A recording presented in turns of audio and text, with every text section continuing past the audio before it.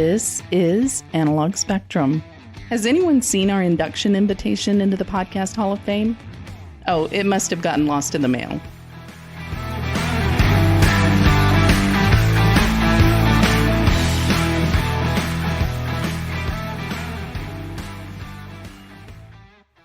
As I'm sure you're aware, probably because you clicked this podcast and a long list of other podcasts, this is part 2 of Doug and my Coast Guard Key West journey. Just a quick recap. The year is 1991, maybe it's 1992, and our fearless adventurers are living life in a tropical paradise defined by its insanity.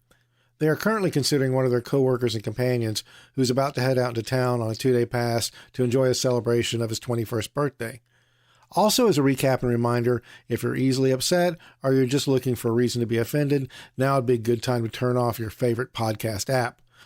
Full transparency, this episode definitely dives a little deeper into the craziness that defined our time in the Keys, so there's that. Okay, warning over. Enjoy the rest of our stories.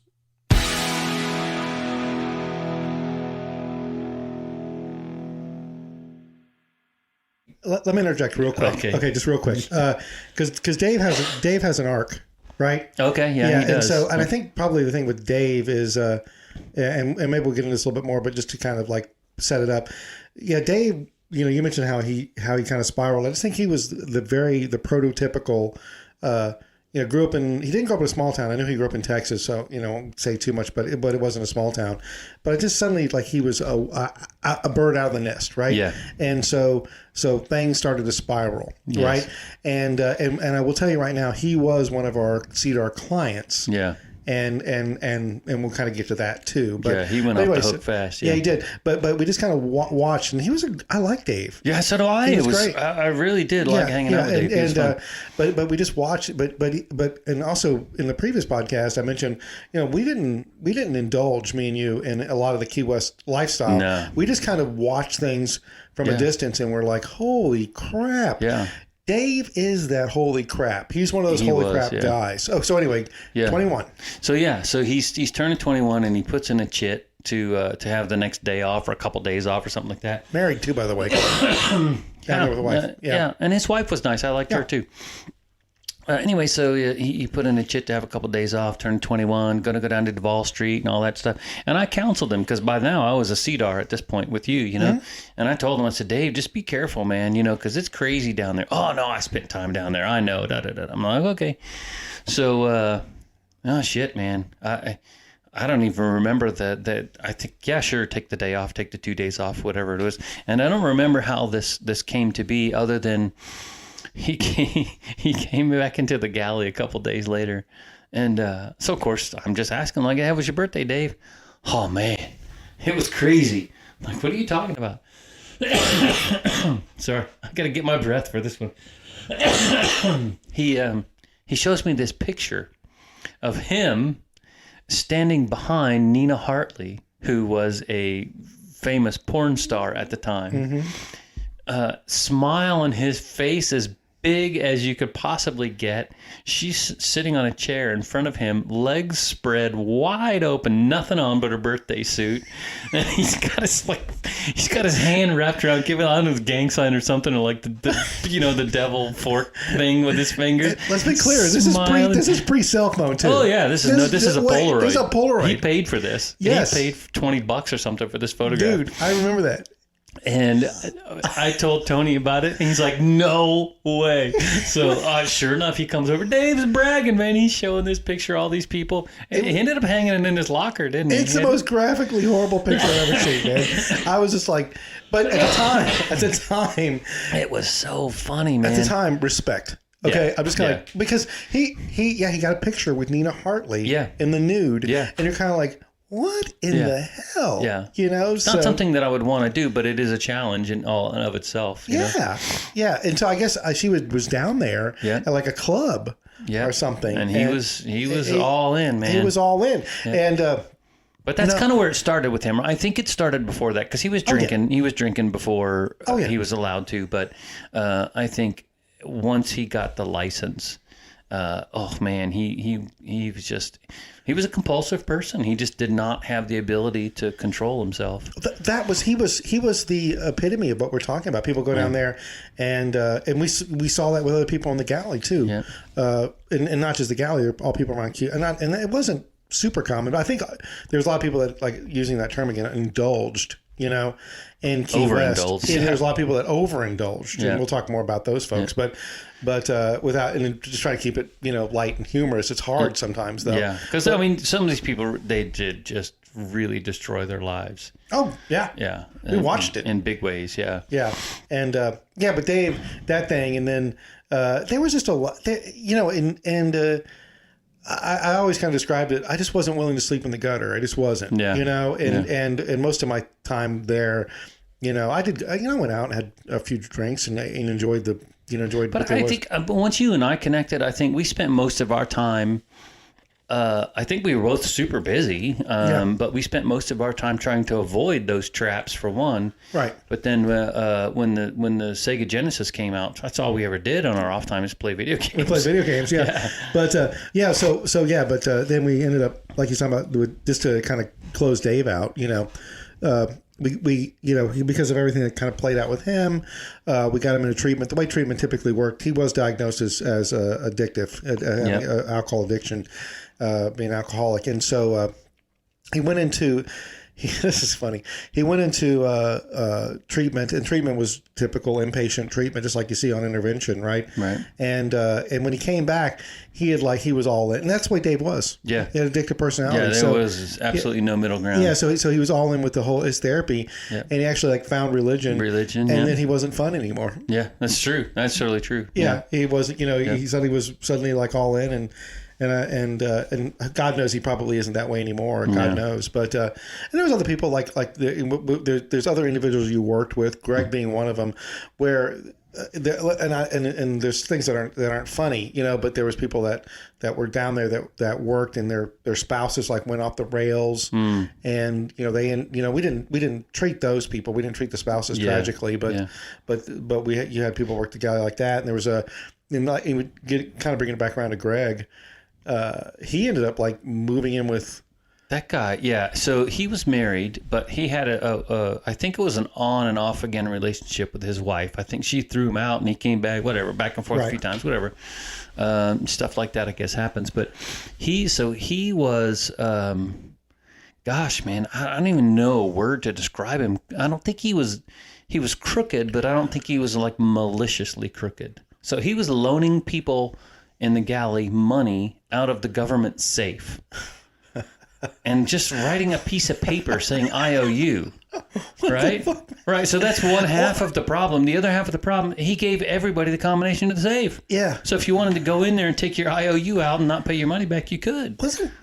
So we got audited, of course, and came up short. And I don't know. He found a way to cover it. I don't know if he just put the money out of his pocket or whatever, but he found a way to get around it, because he never got in trouble for it. Wasn't there didn't you guys buy some this amazing food? And that, and that was somehow that was crooked too. Yep, that was Greg pulling strings somehow in the background, and he was getting stock trading deals and something from our rep from the food company, and there was stuff going. I didn't know about some of that stuff. I just kind of rumory type stuff. And for people just curious, ships, it's super common for ships on Friday to do a seafood Friday, and depending on where you're at, it could be fish and chips, or it could just be freaking.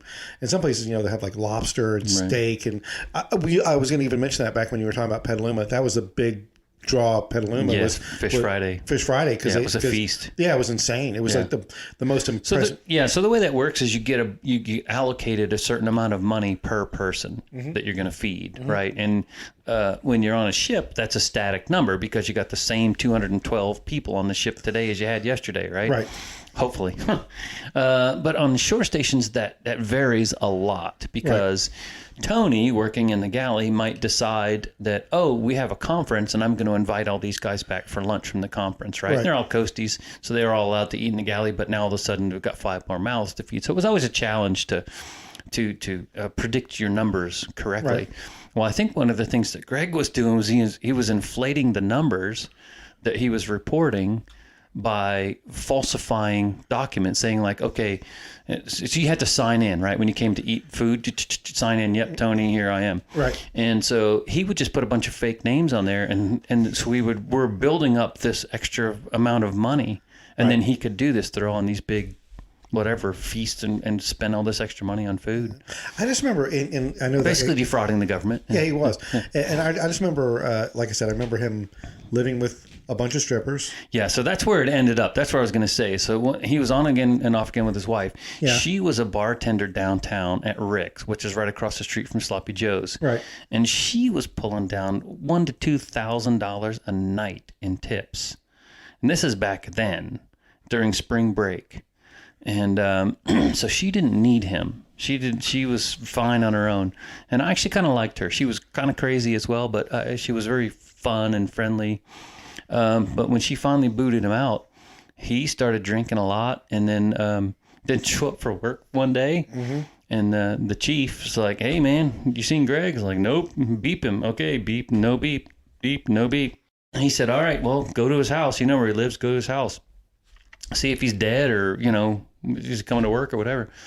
So I go to his house and I pull up and I get out of the car and I walk up and his door is ajar. Like the front door is a little bit ajar. I'm like, oh shit, this is like murder movie. I'm going to come into a blood-stained scene. Mm-hmm. I swing the door open and there's a couple of butt-ass naked chicks sleeping. And I'm like, oh shit. And I go around to Greg's room and I'm like, knock, knock, knock. Greg, in there? Oh, and he's all hungover and shit. There's 2 naked chicks in his bed, all strippers. And I'm like, all right, buddy, you're living the life, man. I was thinking at the time, like, you go, Greg. Right. But I just that was damaged. Yeah, I don't remember. I just remember he kind of faded out of existence for me. I'm sure he got orders. So. Yeah, I think what happened is the new chief that came in slowly started cleaning things up. Yeah. And Greg got boring because Greg couldn't do all those crazy things that he used to do. Right. Because he couldn't steal money and stuff. Yeah, so. that chief was Chad. Chad, yep. Yeah, and the chief before him was Tim.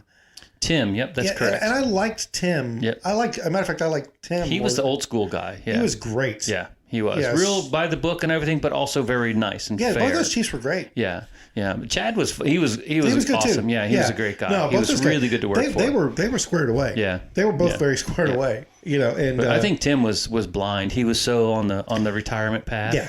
Yeah. But when Chad, man, he was a senior chief as well, and he was no fuck around. Yeah. He wanted shit to run right. Yeah, I remember both those guys. I can't believe I remember their names.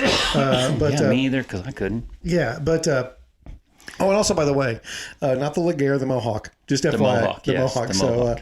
But yeah. So tell me a story about the girl.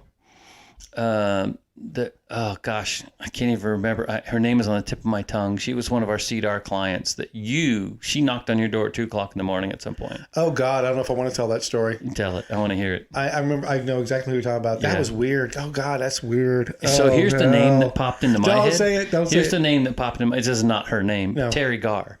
But that was... It's close. Yeah. Okay. But Terry Garr was the chick. Oh God, I forgot about that. Jesus Christ! Thanks for dragging that out of my freaking brain. Yeah. I was blocking that. That's not even a funny. That's it's sad. Not funny. It's sad, but it illustrates the depth at which some of the problems that we had to deal with down there. I'd forgotten about her knocking at my door. Well, one thing about it's going to be hard for me to freaking go from there.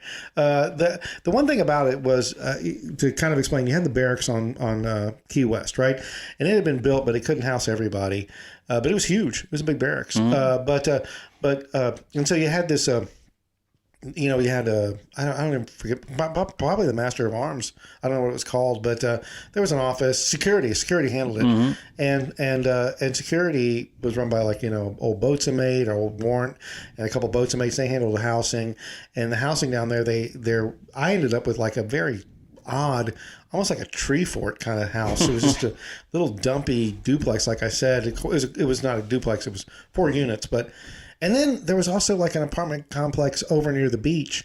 I can't remember the name of the complex, but like every other damn coastie lived in that thing, man.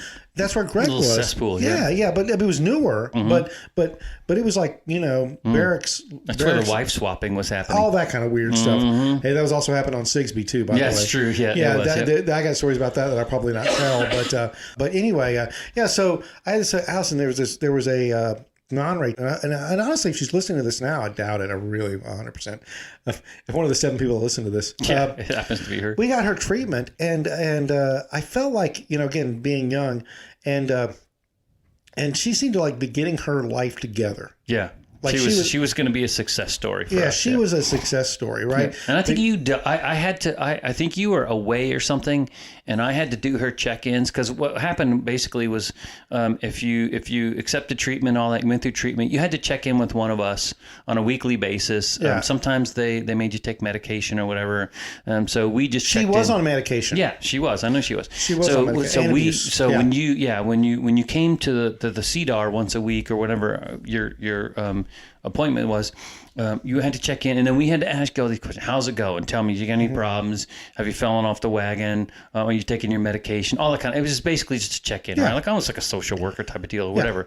But so you dealt with her the most, like 99% of it. Regrettably, professional. She was a friend of mine. Yeah, yeah. But then I do remember dealing with her a couple of times when you were on TAD or on a case or something like that. And I remember having a really similar reaction to her from the way you described her, and that was that she was very charming and very friendly and smart and all of these wonderful things, right? But she was on the mend, so to speak. She was dealing with her issues, right, which was great. Yes, and so she turned it all around, And anyway, so she was moving to the point where she was going to go to A school. She was a non-rate, and all that was kind of good. I don't think everything in her life was great. I remember, anyway. So one day she, it showed at my house at 2:00 in the morning, and she was drunk, and she had fallen off the wagon, and you can't do that. Nope. And but didn't she have a big? She had a gash. Oh yeah, she did. Yeah. God, you're remembering this great. I forgot about that too. I want to say, if I remember it, I wasn't there obviously, but that's why she came to my house. Yeah, because you were a medic, and she was like had a huge knife wound in her back. She had been stabbed. Yeah. Yes, she had. God damn, I'd forgotten all about this. Yep. She had gotten stabbed, and she was drunk, and she wanted me to cover it up. Yep. She wanted me to sew her up and then not say nothing. Not say anything, right? And I didn't do that. No, you did not. No, I did. I sewed her up, but I let the XO know, and we discharged her. Yep. Here's what I struggle with on this show is that, after that happened, she was like dead to me. Yeah. But that was the wrong way to go. Yeah. Well, I mean, you have to compartmentalize to some degree, right? No, but I mean is that she did reach out to me. Yeah. And she was, a little bit, and I was just like, nope. I was like, nope.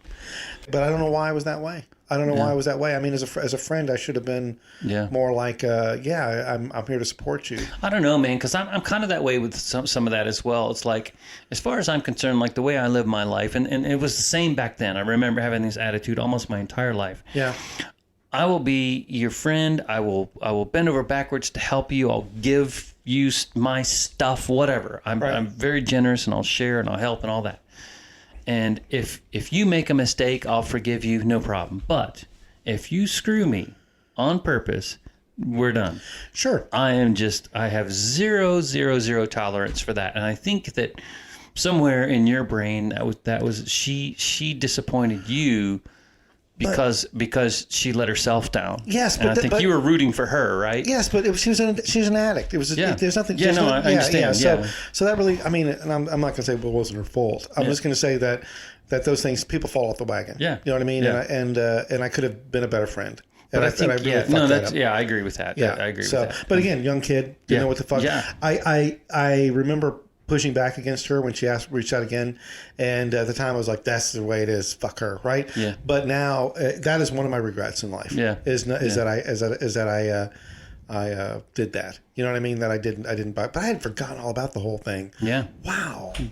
Wow. Yep. Yeah. Crazy stuff. Boy, you really freaking opened up something there. Sorry. No. Okay, you guys, if you don't hear from Tony for 6 months, he's in therapy. Dude, no, I'm glad. The regret was already there because I remember pushing back against her. Yeah. But the whole thing about her getting stabbed. But and on that stabbed note, another story that was kind of, no, this is actually kind of funny. You keep that story in mind real quick and answer one question. Who was it? Was it the tall kid who jumped off the dresser, or was it somebody else who crashed their moped and smashed their face into a stop sign running from the cops? Oh, it was the tall kid.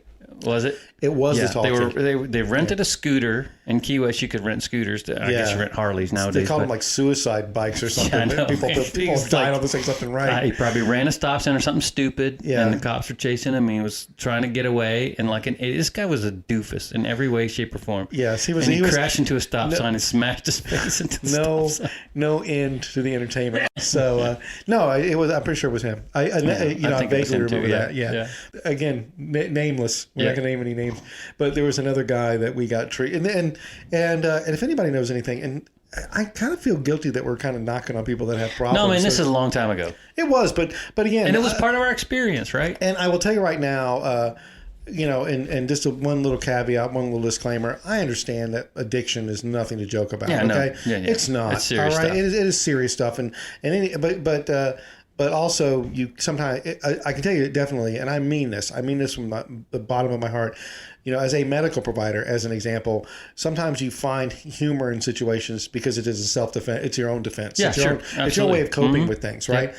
And there are lots of stories that we probably won't tell because it just isn't redeeming and all that kind of stuff. And I am kind of sensitive to people's what people go through. But with that said, maybe one of the last stories about this is that there was this one individual who we got into therapy and into treatment, and again, success story. He was kicking right along, and I come into the clinic one morning, and he's sitting there in the clinic, right, and he had really, really kept that shit tucked in, like he was off the deep end, and he had gotten involved in all kinds of things. But anyway, he was sitting there in my waiting room, and somebody had cut his nose off.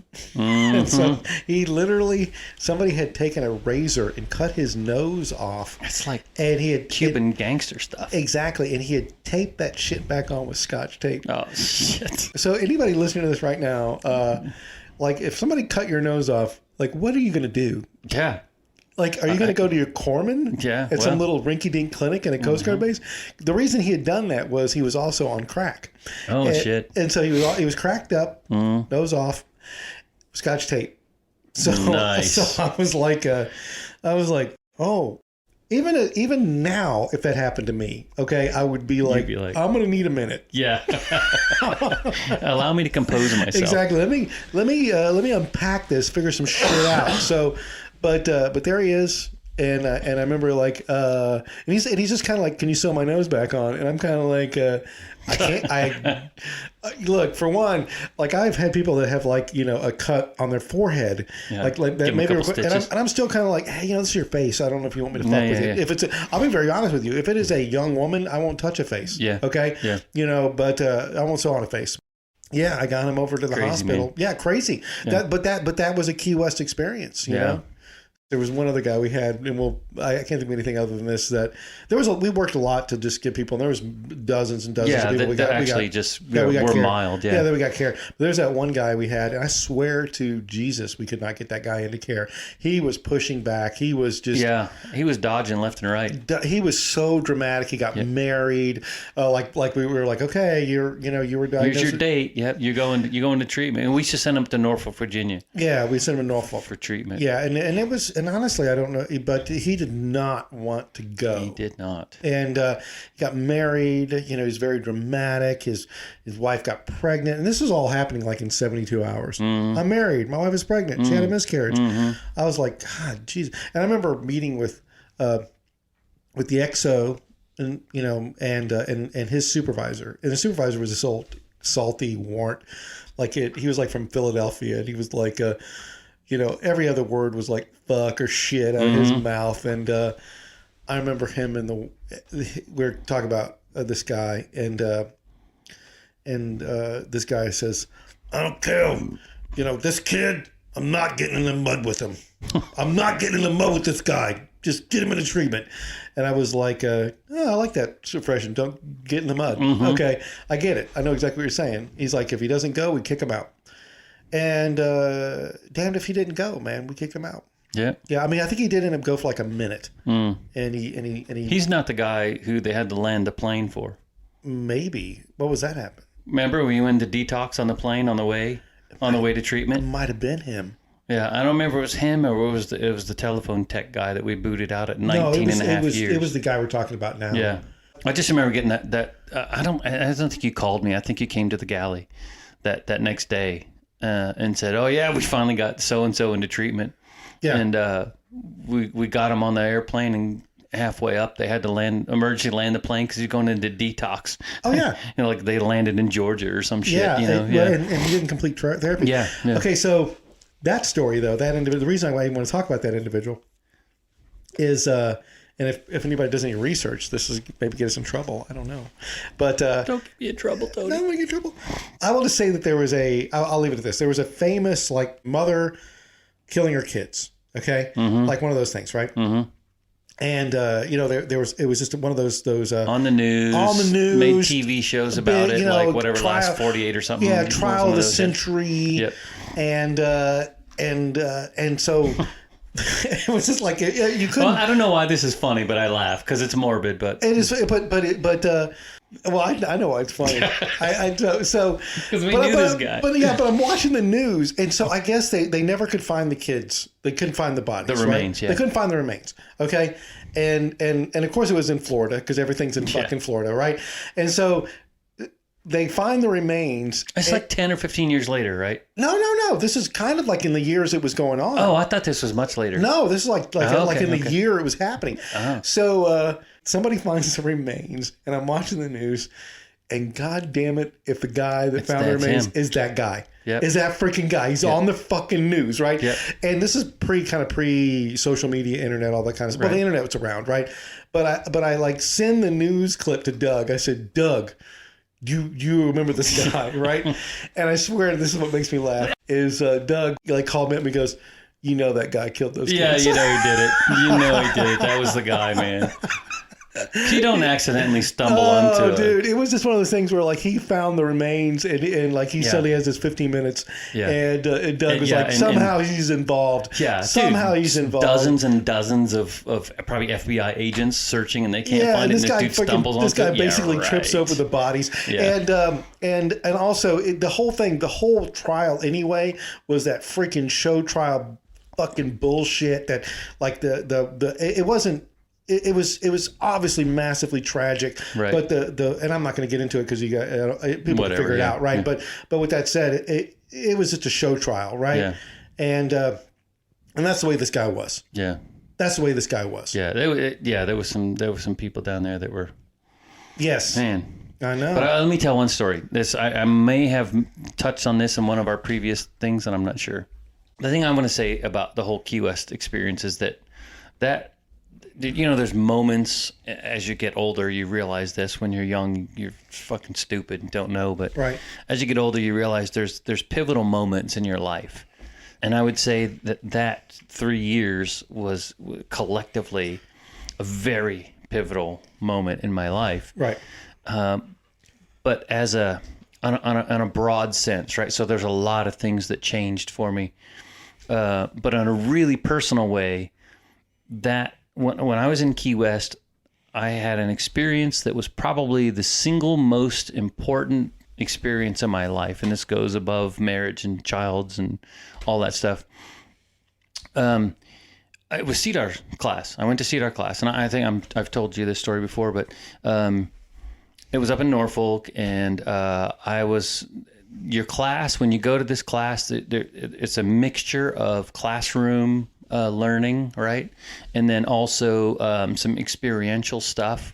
They require that you go to Al-Anon meetings. They require that you go to AA meetings a certain number a week and so on, just so you can experience what's going on. And invariably, the classroom gets divided into recovering folks and non-recovering folks. far majority of these people were in recovery already, and they were going to go be CDARs at their respective units wherever they were in the Coast Guard. Mm-hmm. So I was in the non-recovery group, and I've always been relatively pragmatic. You know, I'm not a drama guy. I never have been, and so so they made us go to our first AA meeting, and the next day we come into the class, and the instructor's pacing back and forth up front like instructors do, and says, yeah, who went to their AA meeting last night? And a whole bunch of us raised our hands. And he says, anybody want to share their experience? I'm like, sure. He says, okay, let's hear it. I said, I think it's a bunch of horse shit, man. These guys are just trading alcohol for cigarettes and coffee. I mean, you know, they're sucking down coffee and cigarettes like there's no tomorrow. And man, the looks I got from around that room from the people in recovery, which of course it was an idiotic thing to say. Mm-hmm. And it was very indicative of my naivety at this point. I was in class like 3 days, right? And I'm all opening my stupid ass mouth. And so anyway, the instructor was good. He handled it really well. He's like, well, that's a really common response. And so he went on to talk about, you know, whatever, that some people use different coping mechanisms and so on, right? Anyway, so I got pulled aside a couple of times after that by people in recovery with venomous attitudes, you know, about like, I don't know what I'm doing. What the hell am I doing here? That kind of stuff, you know. I just blew it off. It's fine, whatever. Kind of resolved that I'm in the right? Because I saw with my own eyes. I saw what, you know, what's happening. Anyway, so then we go to Al-Anon meetings, and then we go to like, I don't know, Cocaine Anonymous or something, and go through all through the class. And my attitude really hadn't changed at all. And then one of the things we were required to do was go to a commencement. And that's what they call it when you graduate out of the 3 or 4 week long-term inpatient program, right? So these people go through serious therapy, one-on-one, as well as group therapy. Some of them have to go through detox and so on and so on. So I go to this commencement ceremony, and I'm literally probably twiddling my thumbs thinking, what the hell am I doing here? I can't wait to get back to Key West and do whatever I had to do, right, with my fabulous life. And so people start coming up on stage. The whoever's presiding over this thing says, thanks for coming to the commencement, blah, blah, right? And then a few people, and these were all military people, right? So this was a Navy facility, so it was all military people that went through this treatment. And so a couple of young folks come up, typical folks that you and I had talked to down in Key West, from wherever they were from, and they're like, oh yeah, I want to thank my sponsor, I want to thank this person, and I've grown so much and learned so much since I've been here.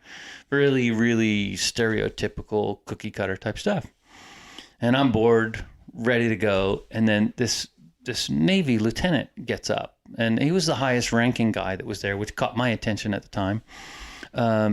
And he goes into the same thing. He's like, well, first of all, I want to thank the Navy for giving me a second chance and not just kicking me out.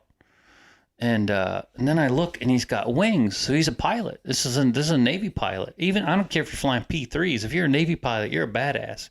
I know that training that those guys go through, and it's a lot. And so I kind of like start paying attention, and then this dude like starts to get personal and thanking all the people that had helped him, and apologizing to all the people that he's hurt along the way and all this stuff. And he starts breaking down in tears and snot running down his nose. And he's like literally like an emotional train wreck. And he's fighting his way through this. And people are trying to help him, and he's pushing them off. He wants to stand on his own and confront this bullshit that he's had to deal with with the world, you know? And it's like, it was weird, man. It was this, what do they call it? Like a spiritual kind of experience. Epiphany? Yeah, like an epiphany kind of a thing, right? But it was like time slowed down for a few seconds. Mm-hmm. And I just recognized here, I'm looking at this raw human being, man. No, there's no masks left. There's no skin. This guy's he's like a skinless human standing up there, as vulnerable as he could possibly be. He had no idea who was in the audience, right? This was no act. This was no like, hey, let me try to keep my job, which is you and I had dealt with enough of that shit. Mm-hmm. And so it just occurred to me at that moment in time, like, there's a different way to live your life. There's just you don't have to have all of that baggage and all of that bullshit that most of us surround ourselves with. And I swear to you, Tony, from that day forward, I've lived my life like, that's it, man. I'm not gonna like latch on to a bunch of that shit that's just not important, because it's not important. Like, there's a couple of things that are important, right? Your friends, your family, your health, some of that basic stuff. But integrity and honesty are right at the top of that list, and they don't get talked about enough. And so that literally changed me forever from that point forward. And that's one of those things that I think has come out of my time in Key West that I'm very, very grateful for, because who knows what I know the rest of my family and I know how I didn't come out. So, so I thought that was a good personal growth piece of the Key West story. Well, I will tell you, and kind of going back to what I was saying before, it's very cool. Kind of like I was saying before that we laugh about it. We have to kind of laugh, but there was a lot of stuff that happened with that, with all that kind of, because a lot of people were kind of stripped raw down there. You know what I mean? Right. So, and it was kind of weird. You know what I mean? Especially because and I'm going to kind of jump maybe a little ahead. There's a lot of things like that I took because I grew up in my bubble, in Atlanta. And we talked about this before, and it's kind of full circle, and I kind of want to talk a little bit about, instead of jumping around here. I know you mentioned that you went down there with your now ex-wife, and that kind of played out. I remember like the very first time I met you, and I've told you this before. Yeah, this is funny. Yeah, the very first time I met you, I was like, oh, this is Doug. And again, I think a lot of it is I saw a lot of similarities between us, right? And so when I see those similarities, I'm kind of like, well, I know what kind of person I would like to end up with, right? And I kind of this vision of what I would expect, because I knew you were married. I wasn't. Yeah, we expect my wife to be. Yeah, like I said, well, this is what I expect your wife to be. Yeah. And then like when I met Shelly, I was like, what the fuck? Yeah, I was like, how did this happen? I mean, again, nothing. I mean, there's a person for everyone, or whatever. But or people end up with, but I had this kind of idea of like, blonde, bubbly, super nice, super out, very, very extroverted and all that kind of stuff. Yeah, she wasn't like that at all. No. You know what I mean? And I think I don't know when I told you that, but I was just kind of like but there was a gap that, there wasn't like immediately met your wife and go like, what the fuck? Yeah. I remember like, but there was also like a period, like maybe like a year or so had gone by. And I was kind of like, and you'd mentioned Shelly, and I was like, I never really saw you with Shelly. That's kind of odd, just you don't see. It's probably when I'm spending all that damn time at your house because I don't want to go home with her. Probably, yeah. More time transpires, and then you end up like, and it was weird. You just like showed up at my house one day, and you're like, I'm like, what's up? And this was very Doug at the time. Yeah. And he's just kind of like, what's going on? Well, went to Kenny Rogers, got a chicken, blah blah blah, and also I freaking left Shelly. Like literally, like there was no. The only emotion you had was like fucking finally relief. Yes, there was like honest to gosh, it's like, oh my god, did you hear? Like the Dodgers won the World Series. Exactly. Or freaking, did you hear like they finally got freaking avocados at the freaking the grocery store or some shit, and you were like, yeah, and you kind of went on a rant, right? You were kind of like, yeah, her and I were talking, and I was telling her, like how I just couldn't deal with it anymore, blah blah blah, and then and I was just kind of like, I think I was actually like playing video games while you were doing this. And then you said, I even told her that Tony freaking never even saw me. Like you basically told her that like I had made the comment about how I never saw you two as a couple. You were like, even Tony said that we didn't belong together. It's validation, man. And I was like, whoa. I was like, that wasn't for general consumption, bro. My money is in the bank where she works. That was like my response was like, I put money in the bank where she works. She didn't like you anyways. Whatever. No, I don't know. I don't know. Well, I only dealt with her one time at the bank. She actually helped me. Yeah. Like the back in when the old ATM stole my money. Right. And she was fine. I mean, again, I didn't know. I mean, the relationship I had with her was not a friendship or anything like that, though she was fine. But I thought that was so goddamn funny. You're like, I even told Tony said even Tony said that we did not belong together. He did not envision the fact that you and I should be even in a relationship. He is exactly right. And I was like, whoa. That was, but that was funny. Anyway. Yeah. The shit we did, man. But with her, I mean, that just kind of, was that always And by the way, you had a very cool dog down there too. But hey, which one was that? Was that that was Fang? I think it was Fang. Fang, yeah. I'm sorry. Yeah, I liked Fang. Yeah, Fang was a cool dog. I can't remember. I think she kept Fang. Yeah, you did. Yeah, she kept Fang. Yeah. I think honestly, like I even asked about that. You were kind of like, "Fuck him." I think you were ready. Yeah, I think I was ready to dissolve myself with anything that had to do. And it's weird, man. I honest to God, I don't know. That was a true stupid kid doing stupid stuff story. I had no clue why I got married. I think it was, no idea. I would tell you honestly, because there's some gap here. We're going through some stuff that I wanted to cover, but there was a period like when I was kind of headed out of Key West. And your life was kind of spiraling a little bit. Yeah. Like you had divorced her and you were, with, you had met your second wife at the time. Yep. Yeah, we were dating already. Yeah, there was a very little gap between Shelley and her. Yep. Yeah. And, well, I always justified that. And I don't know, it is what it is. But my relationship with Shelley it was done for years. Right. Before we even got to Key West. Right. So, I mean, we were roommates at best, and we didn't get along. So, yeah, she, like you said, she just wanted to get back to folks, yeah. But yeah, so other few things that you and I have talked about, a couple things that we've talked about in the past. One thing is we did a lot of road trips, like up the Keys, man. And because at the time, there was this pre-Amazon, pre-anything internet, right? Yeah. The internet just kind of started when we were leaving Key West, 94, give or take. And so if we wanted, and Key West didn't have a lot. Key West had a Sears and a Kmart, right? And a grocery store. I don't remember what it was. Oh, also one thing I even forgot to put on here is the fact that you and I also worked part-time at the pet store. We should talk about that too. That was pretty freaking cool. Yeah. Remember, there was that. God, I'm going to talk about that real quick. Yeah, because Tony was in love with this woman who worked at the pet store. Still am. Yeah. What was her name? Do you remember? Yeah, Cindy. True love. Can't remember her name. No, but, it was Cindy. Yeah. Well, Cindy was in Paris. Sorry, Mel, if you're listening to this, but Cindy in Paris, right? And you fucking hated Paris. Yeah, man. I did. Yeah, that was a scumbag. He was, but I didn't hate Paris. But Cindy was a beautiful. Yeah, she was nice. And she was like a typical Florida girl, if you ask me. Super beautiful. Yeah, and nice. Really pretty, very like tan, like that typical Florida girl. Big, beautiful smile, very friendly, very nice. So sweet and so beautiful. Tony definitely had some heartthrobs on her. Yeah, well, I think you.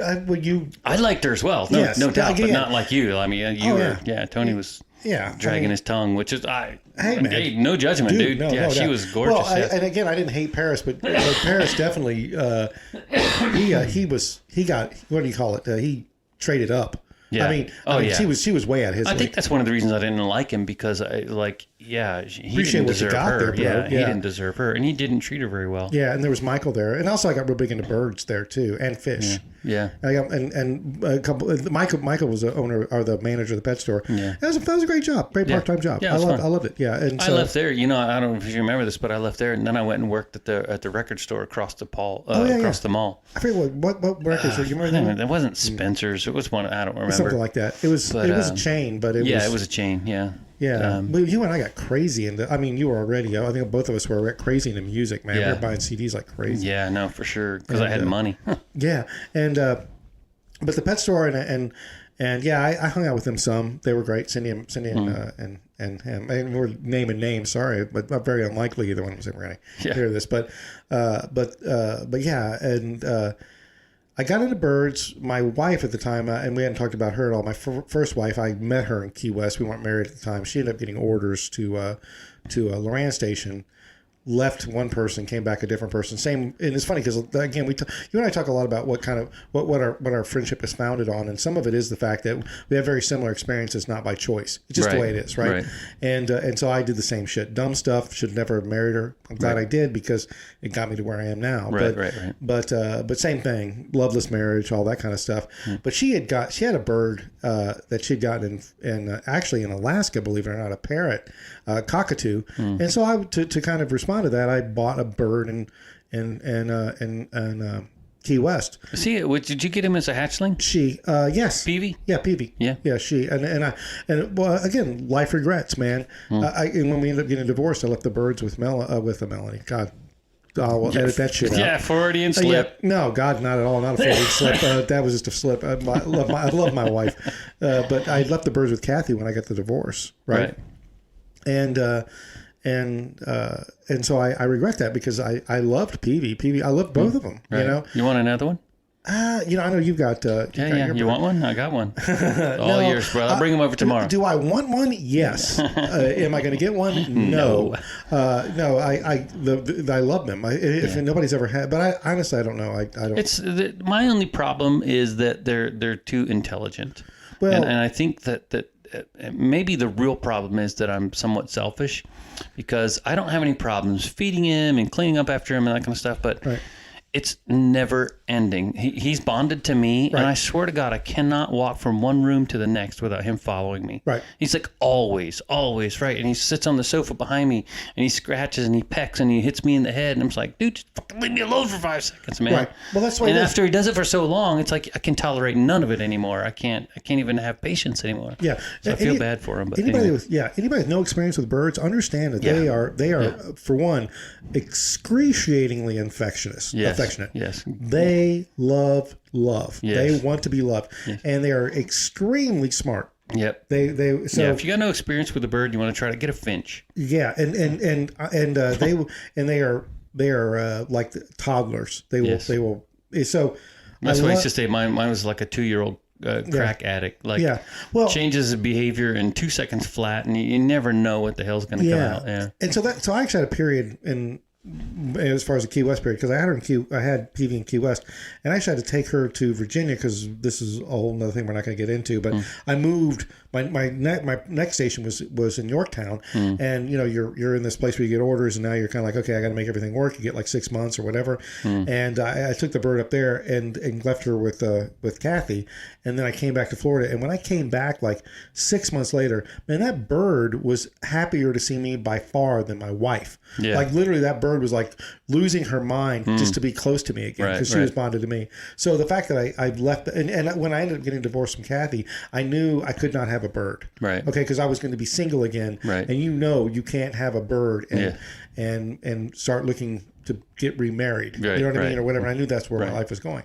Anyway, so that happened, and we got really big into fish tanks down there too. Yeah, we did. Yeah, saltwater tanks, because you can like pull stuff all out of the ocean and dump it in a tank. I never had success with that, but yeah, I did with anemones and some fish. Did you? Yeah. But I would have done that again, and we actually, Doug and I were like putting rocks in there. We went to that quarry and stole rocks. Yep. And we were always driving up to Miami, and that was pretty freaking cool. Buying games for the Sega. Yep. The one game we got into was Road Rash. We played Road Rash. We played a lot of Road Rash. And Sonic. We played Sonic. A lot of Sonic. Yep. Yeah. And Doug would come over, and I had roommates. The house was, there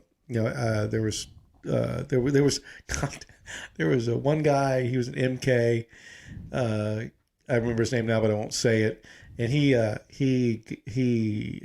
up getting married, but he also got like another girl pregnant, and that was a real crazy thing. Sounds like US. Yep, exactly. And then I got another guy. His name was also Tony, and he ended up moving out. And then I ended up with Everett. Everett was with for a while. Yeah, he was fun. He was fun. He's a good guy. And I still occasionally get a Merry Christmas text from Everett. And, okay, cool. And so I played tons of Sonic and tons of Road Rash. One of the funny ass stories about driving up the. We went up there to get the. Remember when we went up there to get the weight equipment for Dwayne? Yeah, in Jacksonville. We went to Jacksonville. Yeah, we drove all from Key West. We drove all the way up there. They gave us a stake bed. Truck and to go pick up some gym equipment. Yep. And then we just happened to find that there was a fish store nearby. Yeah, that's right. Yep. So we bought fish in Jacksonville. Yes. Had the guy pump in extra oxygen into the plastic bag. Yep, they did. Carried them all the way back down to Key West. You also remember? Yes. Mine survived. I bought the wrasse. Yes, the wrasse. Well, you remember also we signed up for that club. Remember there was a club that would actually mail you fish. Yeah. Mm-hmm. And part of signing up for the club was that they give you a fish encyclopedia. Yeah. Still got it. Do you? I can't remember if I got mine. I've moved so many times between then and now. I can't remember. Well, Melanie recently was like, we were getting rid of books, and she put that in the donation pile, and I pulled it out. And she was like, well, what the fuck? And I'm kind of like, I shouldn't say that, but that was her kind of her attitude. I was kind of like, I understand, and she's not wrong. But I was kind of like, I want the book. I kind of want the book. You know, this book has some memories to it, you know, and.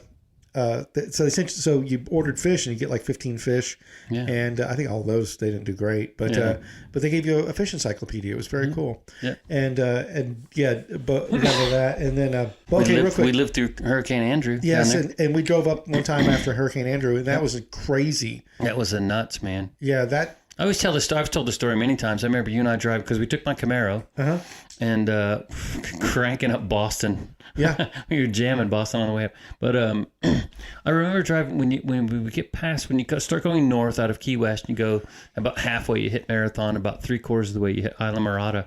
Yep. And all of that was relatively normal. Mm-hmm. And then between Isla Mirada and Homestead, there wasn't a lot. There was just a few things, but we started seeing like.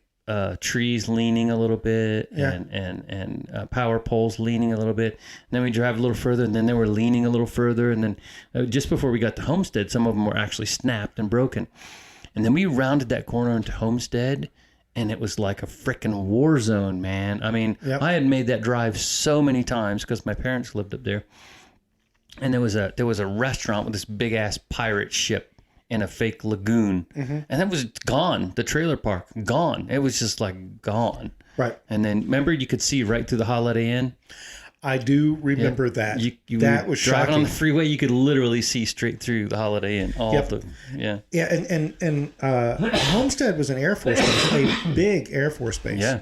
That was that we sent people to for medical care. We did all kinds, and after Andrew hit it, they just closed it. I think it's like an Air National Guard station now. That's it. Kidding. Yeah. So, but they just closed it.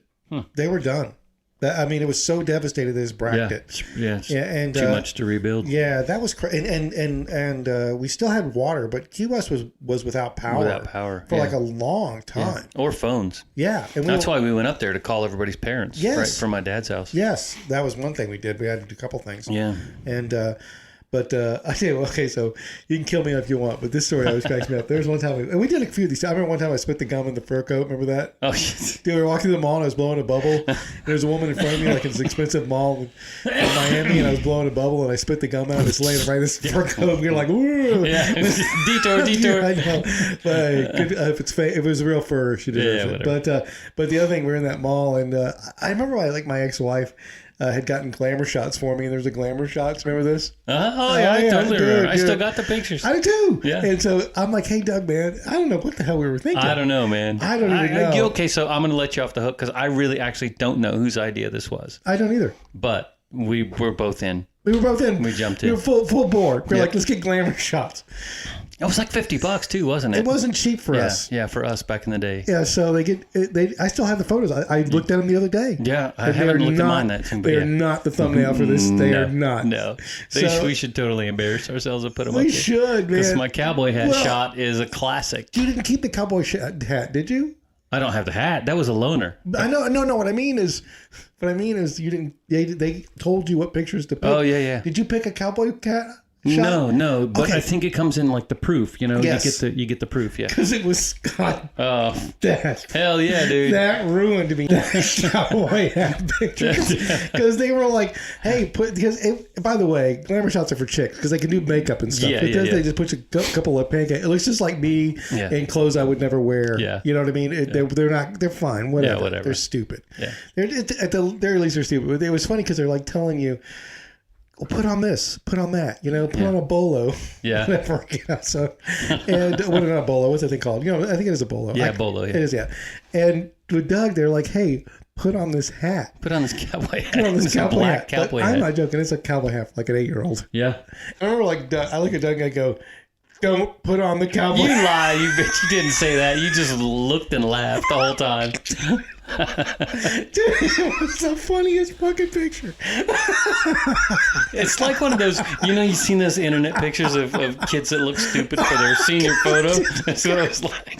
Dude, that picture could be a meme. I was just like, you know what? Screw it, dude. Stick it on the internet. I'll meme it. I don't care. Dude, but the hat was so small for your head. It was just this tiny little cowboy hat. And I was just kind of like, and I remember standing out front there, like, because everybody getting their pictures. They're cycling. They're cycling the photos as they're getting there. They're so proud of what their product is. And I remember that cowboy hat picture came and I was like, oh my fucking God. Oh, Jesus Christ. Please, Jesus. Oh, I thought I was going to die. Good Morning America. I was going to die. So anyway, that killed me. And we ended up buying them. They were expensive. Yeah, we bought the glamour shots, and but they weren't. I don't know. They weren't great. I mean, they're fine, whatever. Yeah, something to do, right? Yeah. Well, that was the thing. Was it you? Yeah, it was you. We stopped at the palm reader. On the way up. That was me. Yeah. The fortune teller. Yeah, the fortune teller. So we go in, we stop. It's in the middle of the Keys, you know? Yes. And we pass this thing every time we drove by. So that's it. We're going. That's true. I forgot about that. So we went one at a time. It was just me and you. Yeah. And we get back in the car and we're driving off and Tony looks over. He's like, so what'd she tell you? And I said, fuck whatever she told me. She told me the same fucking thing. Well, no. Hey, respect to you, okay? Because for one, it was a grift, right? Yeah. You know, but I was young, so she was like, hey, you know, she told me, and of course it's a grift. She knows exactly what to say. Yeah, of course she does. And so I kind of bought into it. I was kind of like, no, this is what happened. Yeah. So I was kind of like, oh, you know, she told me this and that and this and that, and you were like, yeah, all that stuff is bullshit. You basically were like, yeah, none of that shit is just. You literally said. Everything she said was a load of fucking shit, is what you told me. And I was kind of like, do you really think so? And you're like, yes, Tony, it's all garbage. And I was kind of like, huh. But because I was in, you know, and you were like, dude, don't believe anything. She all that stuff's a lie. And that was kind of, and I don't remember your exact words, but you were kind of like, you didn't buy into any of it. But I went as well, and she told me the same thing she told you. Yes. Yeah. But even then, I mean, even you were still like, but it was funny to me because I was more of a freaking willing to believe. Yeah, and you were like, no, dude, no, that's stupid. And so, but yeah, we did that. We drove up to Miami probably once every month or so, just to go up there. Do stuff. Yeah. Well, honestly, I was always trying to buy video cartridges, and they just didn't. Sears had them, but it was Sears for Christ's sakes. Yeah. But that was the thing in Key West anyway. Is you were always. You know, people are like my friend I was talking about earlier, being like, "Hey, what's there to do in Key West?" Nothing. Yeah. Nothing. Okay. Yeah. I mean, you drink. I learned how to dive.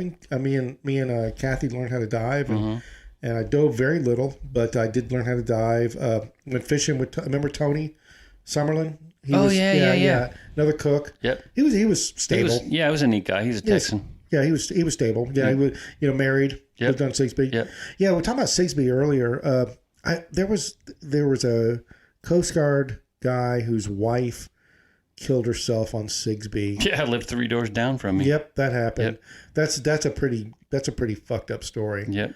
And you know that, but you talk about the whole wife swapping stuff. That was part of that. Yep. And but yeah, get back on the galley for a second because I will put a disclaimer on this video, on this podcast. I swear to God, all day long. But Doug talked about the mess cooks and how we had Louis. Okay, cover your ears. Yes, if you don't want to be offended, this is where you need to turn this off. Yeah. And I don't know. I'm probably gonna pull back a little bit, but let me throw some background here real quick. Yeah, okay. So please. Louis was born and raised in Cuba. Mm-hmm. I'm not exactly sure what he did in his youth. By the time I met him and he worked at the galley, he was probably 60 years old, 65 even, maybe. Yep. Something like that. Gregarious, loud, funny. Everybody loved him. Everybody knew him. He would do stuff like, now, and again, his job was to do the dishes and mop the floors and stuff, right? But he was so personable that he ended up doing stuff like we would want to have a Cuban style pig roast. Mm-hmm. And he would literally bring all the stuff, and he brought this box that was lined in metal. Mm-hmm.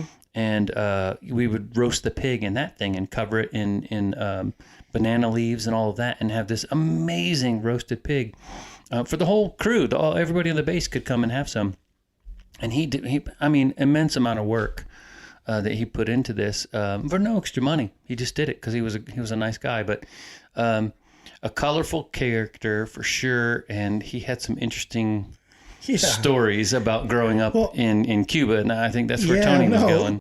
Once Doug started working over there, and I started hanging with some of the I just gravitated towards and it was in the same building too. Yeah, we were only a couple doors apart from each other. Yeah, we were very right close. Down the hall. Yeah, the very small building.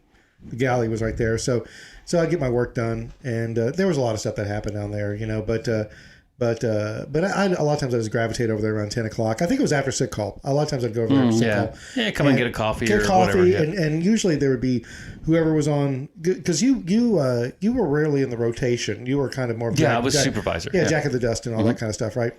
And so you were always there. But, so you were kind of like the 9 to 5, and whoever the cook of the day, whoever's on the rotation, and then the mess cooks and that was pretty much it, right? And then we'd all sit on the mess deck in between like breakfast and lunch, and we'd just sit around and tell stories, right? And usually it was always just all kind of this, guy, we're laughing and having good times. And one time, I can't remember what it was. We were just talking about being kids, right? We're telling funny stories. Like, third quad fights or whatever. Yeah, exactly. They're pretty tame stuff, right? But, that whole thing, like, I remember like one time, I fell in a muddy hole and everybody laughed, haha. And so it's going around the table, and all of a sudden it gets to Louis, right? And here's where you need to turn it off, okay? If you don't want to hear this, okay? So Louis just starts telling stories, and by the way, he very thick Cuban accent, right? And so he's like, "Oh, so me and my friends, we used to fuck chickens," and we're like, "What?" So, mic drop moment. Yeah, so and everybody stops laughing, but except for Louis, right? Yeah. And so he goes off on this a pretty long story. I think they used to chase chickens, and we grew up on a farm, I guess, and whatever. About assaulting chickens, right? Yes. So anyway, like Louis is just cracking up, man. He's like cracking up. All the rest of us are just kind of staring at the floor. I know, but I'm thinking I just wanted to talk about falling in a mud weird. puddle. Yeah, exactly. And it goes on for a while, and then suddenly he's like, he gets done, and we're like, all right, well, I'm gonna go back over to the clinic. See you later. But Louis, golly, he loved that story. To this day, did he tell it more than once? Oh yeah, it's Louis. I guess, but man, Did he tell you about the goats and the sheep and everything else? Read the room, bro. Nah, he's Louis. He was one of a kind, that guy. And what ended up happening for us, definitely, like you ended up, like I left a little bit before you did, and then, like I said, you went on from there after you left Key West. Where'd you go from Key West? Key West, I went to recruiting. Oh, did you? In Fresno. Yep. And you how soon after you, because again you divorced Shelley, and then you ended up, of course, like when you ended up in the relationship with your second wife, that kind of, I think in a way, not that it devastated our friendship, but that was where your focus was. Yeah, of course. But no, I made first class. You did, yeah. And I knew that I was going to go. I knew I was going to get underway. And the only other alternative was to go into recruiting. I think there was a couple other alternatives, but company commander or something like that. And I don't want to do that. So I just reached out to the folks who run the recruiting stuff. Right. And they said, yeah, you can do an interview. So I drove up to Miami and did an interview with a chief recruiter up there. Really nice. She was great. We got along good, and she highly recommended me. And so they picked me for recruiting, and that's when I went out to Fresno. Gotcha. Yeah. For me, like I said, I had met my first wife down there. She had gone to a Loran station. Came back different. I mean, there's all kinds of things that happened, but I don't know what actually happened at the Loran station, but I flew up to Seattle to meet her, and it was just all a very weird thing. All weird. It got weird, yeah. But just kind of like you were talking about with Shelley, prime example is like, I should have freaking pulled back on that pretty hard. Just said, okay, this isn't going to work, but I'd committed. You know what I mean? Yeah. So I came back down, and I was kind of married, but geo bachelor. Yep. I tell you where it's kind of weird when things had really kind of changed for me in Key West is, and it was very outside, very extrinsic. That there was, I remember I'd gone to like Atlanta because that's where my family was at the time, my mom and dad, and I'd come back from that. I remember driving down the Keys, and by the way, that's just I forget how many miles it is. It's 150, something like that. Yeah, definitely. So I was driving down, and the day it was like and you kind of even mentioned this with the migration, is that the water around there isn't super rough. You know what I mean? You don't get a lot of heavy seas. But I remember like driving, because you drive across a lot of water when you're driving down, and it was just like crazy rough, man. I mean, like it was choppy, which is every time people we talked, and during another podcast about heavy seas. There's like heavy seas where they're rolling, and then there's heavy seas where it's choppy. Yeah, wind-based chop. Yeah. And that sucks, by the way, especially if you're in a small boat. And anyway, I remember driving down the Keys thinking, geez Louise, this is a crazy day, you know? And but the sun was out, but it was just bad weather. And at that time, I didn't know about this, but a few coasties had gone out to go fishing, and the boat had overturned, and none of them made it, right? And I remember that being, you know, it's definitely not about me by any stretch of the imagination. It was extremely tragic, right? And but I remember that being kind of a turning point moment for me about the Keys. Like it was no longer. It just wasn't. It was. I just Innocence lost. Yeah, I really wanted to go. Yeah. To know people that had died that way. And none of them were. I wasn't close to any of them or anything like that. But to have them had that happen to them, I was like, it's time. It's time to go. You know. And I remember I think about it. I remember there's like just. Man, being a really naive youth during that time, and leaving there, and then kind of just it changed. You know, so I'm always the same person, but life definitely took a different direction after Key West. It's just part of it was the experiences that we went through down there, and the people. You know, there's a lot of personal growth, a lot of personal sacrifice, a lot of personal gain. Right. But yeah, it was definitely a very much pivotal. Very much, you know, like because when I was on the ship, I was very closely, you know, not that I was like in prison, but like, you know, I had the BMC and the crew, and I was very surrounded by. I was very cloistered, or very, you know. Cloistered sounds like I was a nun. I had like, you know, there were things that kept me in play, and I felt like the Key West was like the first time it was ever like, you're on your own, bro. Yeah, you know what I mean. You know, work wise and personal life wise, you're on your own. You got to make it on your own, and that's all very much retrospective. But that was it, you know. And then when I left there, of course, from there, you said you went to recruiting. I went to Reserve Trace in Yorktown. Yeah. And I was at a big clinic, and life took another shift there, you know. But I went to be up there with my first wife, right? And but God, yeah, man, it's crazy. Yep, fucking crazy. So anyway, well, we didn't finish with a funny story. Anything funny you can think of before we? That, by the way, this is definitely gonna be a two-parter. Holy crap! Yeah, probably. Yeah, we talked a lot. We're over 2 hours in. Last funny story? No. I know, it's a dude. I don't know. I know when I went to Jacksonville, you were always busting my chops for almost exposing myself to a bunch of we were driving to a school zone. I was changing. And it's like elementary school nonetheless. And this knucklehead's changing clothes and flashing his cojones out there to the little kids. Cojones never came to the... We're going to get arrested. I wasn't driving in a government issued steak truck. I wasn't freeballing it. I had it around, but again, I was tidy whities. Everybody had tidy whities. So, all right. With that said, that's another Coast Guard one. So, if that doesn't inspire you to go visit Key West, nothing ever will. You know, I love the idea of us going down to Key West. Yeah. No, because again, last time I went down there, it was a little bit of a anticlimactic thing, but because I if we go down there, Tony, though, we're going to be like a couple of them old dudes that go back to Omaha Beach and like, oh, you remember this over here? That almost happened. Yeah. I was real careful not to. Yeah, because so you and I are going to be like that if we go. Well, again, there was Truman and Trumbo, and we were on Trumbo, and I drove on base. None of that's changed, and then I drove through. I think the Coast Guard now had like a guard shack where the Coast Guard, and so as I was driving through there, it's tempting to be like, I used to be stationed here in 1991. But I didn't. You know what I mean? I was just, I just kept all that shit tucked in. Yeah. Matter of fact, I think my wife and my stepmother-in-law, I guess, were there more like, let's get a picture of you in front of the 270. I'm thinking, no, we're not doing that, because I don't want to be that guy. I don't want to be that freaking guy. Yeah. And also, honestly, us talking about the Coast Guard makes me somewhat nostalgic. Yeah. Seeing the Coast Guard now doesn't make me nostalgic at all. I don't feel because it's a different world. A different world, exactly. Yeah. All right. Let's end it there. So thanks for enduring the torture. I hope people enjoyed it, and thanks for listening. You have a great day. Has anyone seen our induction invitation into the Podcast Hall of Fame?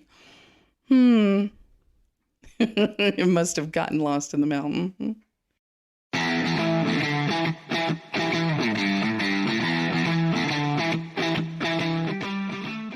This has been an Analog Spectrum production and presentation. As always, it means a ton to both me and Doug that you took time to listen to our show. We enjoy making these things, but we get a massive kick out of knowing we have a few friends hearing what we have to say. This is about the 4th outro I've done, so let's keep it short. Please subscribe, share, and if you like what you're hearing, give us a top-notch 5-star review. Finally, feel free to email us, Facebook message us, or tweet at us. We love feedback and criticism, as long as it's constructive, and we're always interested in new show ideas. Well, that's all I have for now. The shows will keep coming, I promise you that.